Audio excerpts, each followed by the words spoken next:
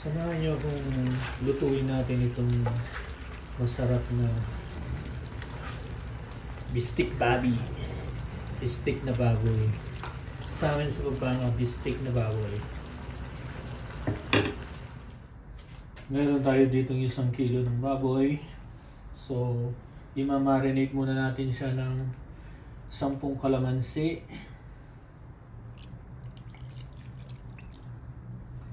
And then, toyo. 1/4 cup of toyo.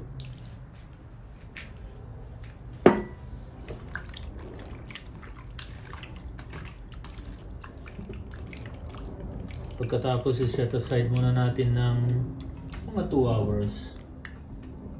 Hayaan muna nating mag-sink yung yung ating marinade. Ngayon naman ipiprito natin yung ating baboy, yung ating minarinade.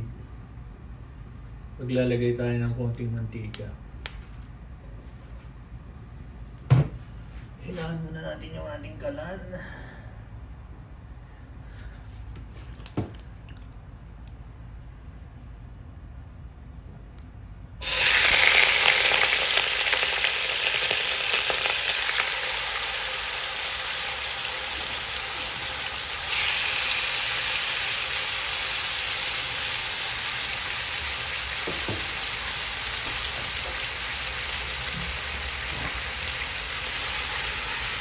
So, ipiprito muna natin siya hanggang maging golden brown.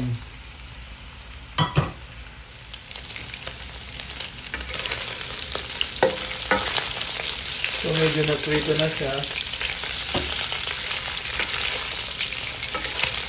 So, itabi muna natin sa gilid. Nagigisa tayo ng bawang at sibuyas.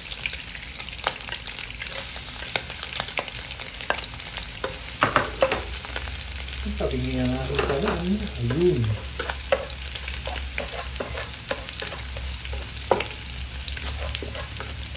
Sunodin natin yung ating sibuyas. Yung ating bawang 5 ulo.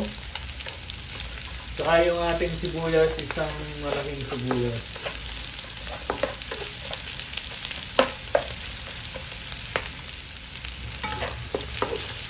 Mix na natin.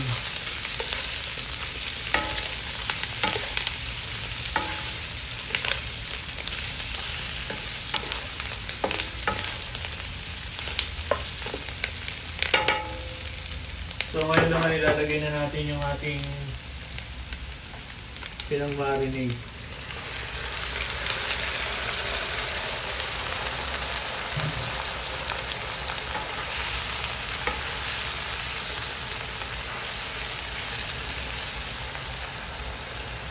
Ngayon takpan muna natin at pakukuluan ng konti.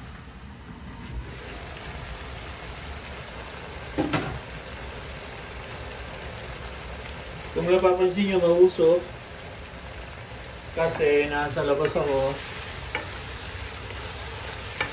dahil malamig na dito sa lugar ko. So ngayon lalagyan na natin siya ng tubig para palambutin natin.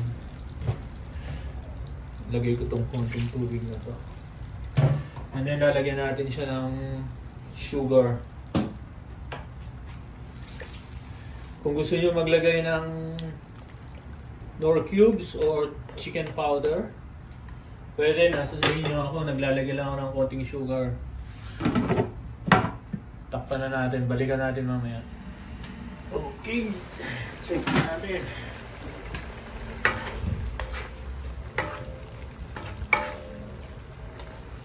Luto na to.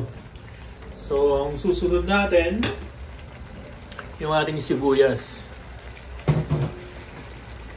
Halo lang natin ito and then luto na to.